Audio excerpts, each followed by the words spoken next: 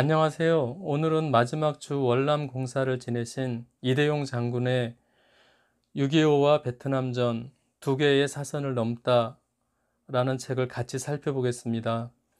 이 책은 2000년 김정일과의 악연 1809일이라는 책의 증보판으로 2011년 기파랑 출판사에서 출판한 책입니다. 저자는 2017년 작고하셨는데요.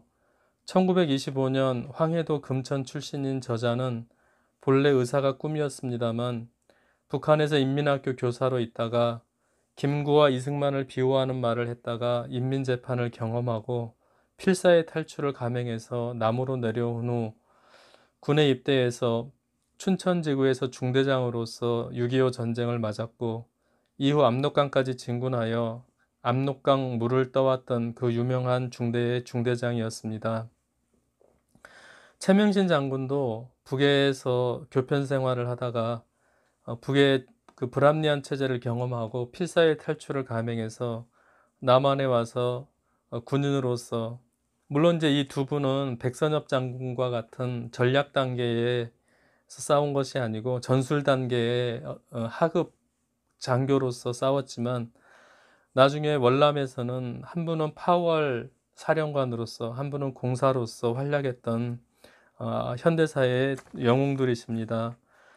1975년에 월남이 패망하면서 교민들을 끝까지 탈출시키기 위해 노력하다가 월명에 의해 억류되어 5년여의 옥고를 치르면서 온갖 회의와 협박에도 북으로의 자진망명을 거부했던, 아까 북한 공작원들이 와서 자진망명을 유도했기 때문에 많은 고초를 겪으셨습니다.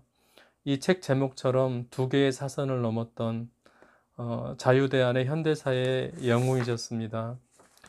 우리가 현대사의 전쟁 영웅들을 기억하는 것은 그들이 이 나라의 자유를 지켰기 때문입니다. 그들의 시대에 싸웠던 방법과 지금 우리가 자유를 위해 싸우는 방법은 다를 수 있습니다. 전략도 전술도 무기도 다를 수 있습니다. 그런데 같은 것이 하나 있습니다.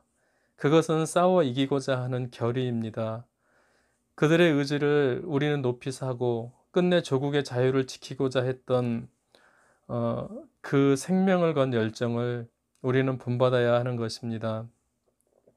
한 가지 잊지 말 것은 6.25 당시 모든 군인과 장교들이 다 최선을 다해 전쟁에 임한 것만은 아닙니다.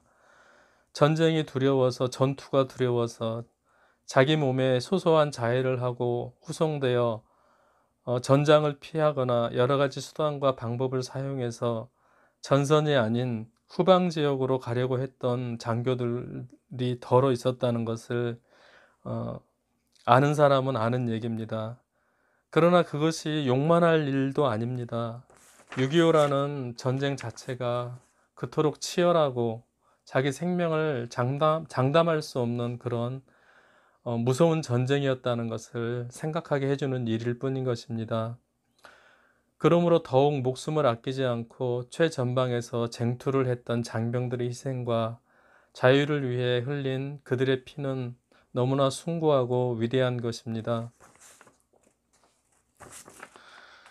이분이 전장에서 적과 생명을 건 혈투를 벌이던 강한 용사였지만 제가 이분이 쓰신 글을 보면 어느 수필 작가가 못지않게 아주 감성 있고 문장 실력이 돋보이는 그런 글을 쓰신 분이라는 것을 알 수 있었습니다. 군인이라고 하면 대개 절도와 박력을 생각하게 되는데 이대용 장군의 글 속에는 풍부한 감성이 어우러져 있습니다.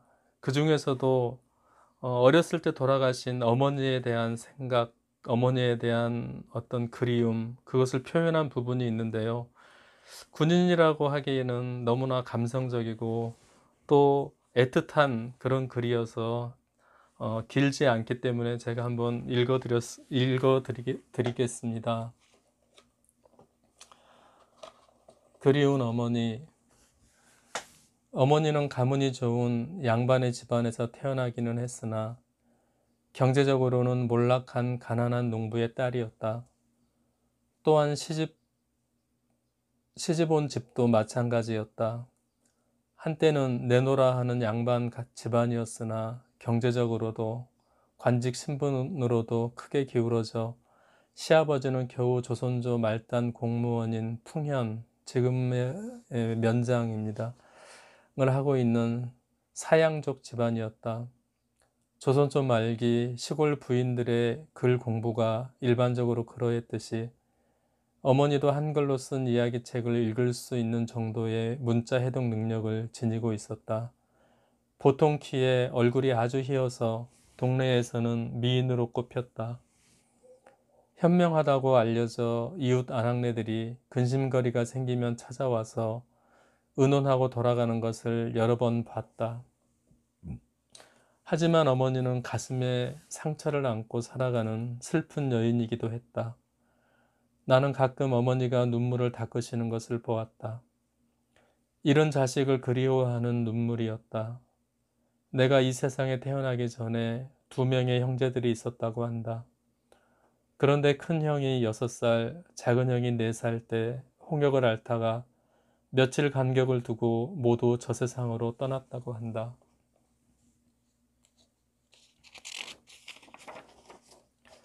들리는 말에 의하면 둘 다 잘생기고 착하고 현명해서 부모뿐만 아니라 동네 사람들로부터 귀여움과 사랑을 받고 있었다고 한다. 짧은 생애를 보내고 이미 가버린 가엾은 그들에게 못다한 사랑을 나에게 쏟아붓는 것일까? 나에 대한 사랑은 지극하였다. 그러나 맹목적인 사랑은 아니었다. 어느 날 나는 옷투쟁을 심하게 하다가 버릇을 고치려는 아버지 회초리를 맞았다. 이때 어머니는 가만히 지켜보고만 계시다가 나중에 가서야 회초리 자국을 어루만져 주셨다. 개화기였다고는 해도 그 당시 두메산골은 서구 문명의 불모지대였다. 내가 살던 금천군 현내면에서는 학교라는 것이 하나도 없었다.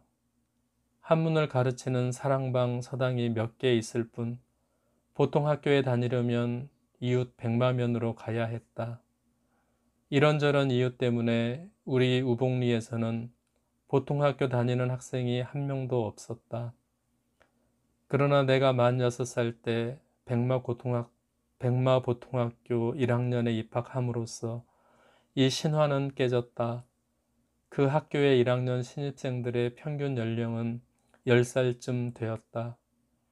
나는 제일 나이 어린 꼬마 학생으로서 나보다 10개월쯤 먼저 태어난 백마 면장의 딸과 교실 제일 앞줄 책상에 앉아 학교 공부를 시작했다.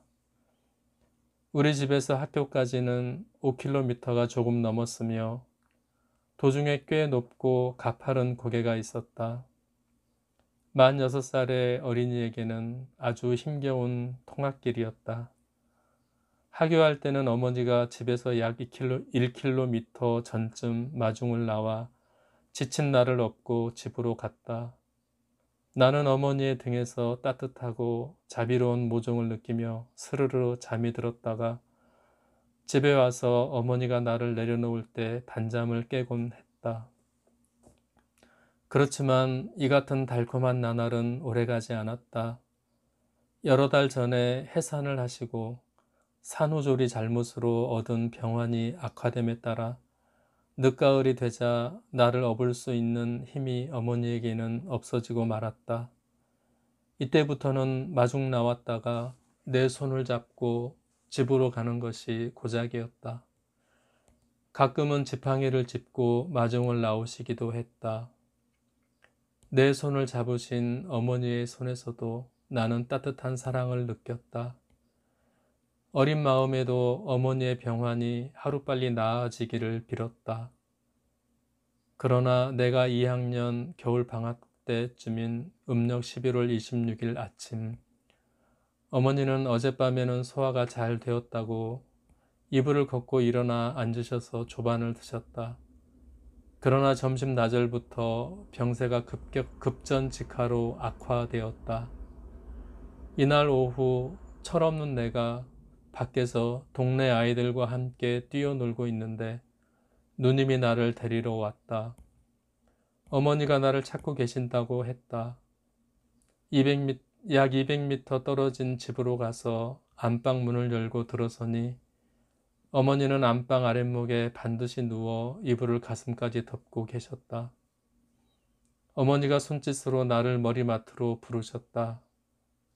나는 어머니 왼쪽 어깨에 바짝 다가 앉았다. 어머니는 어린 그러나 맏아들인 내 고사리 손을 잡으셨다. 공부 잘해서 곧고 훌륭한 사람이 되거라. 가쁜 숨결 속에서도 말은 그런대로 알아들을 수 있게 이어졌다. 나는 네 하고 대답했다. 이것이 나와 어머니의 마지막 대화였으며 그 다음부터 약 1시간 반 동안 어머니는 한마디 말씀도 못하시고 누워 계시다가 조용히 숨을 거두셨다. 나는 어린 두 손등으로 흐르는 눈물을 번갈아 닦으며 울고 또 울었다.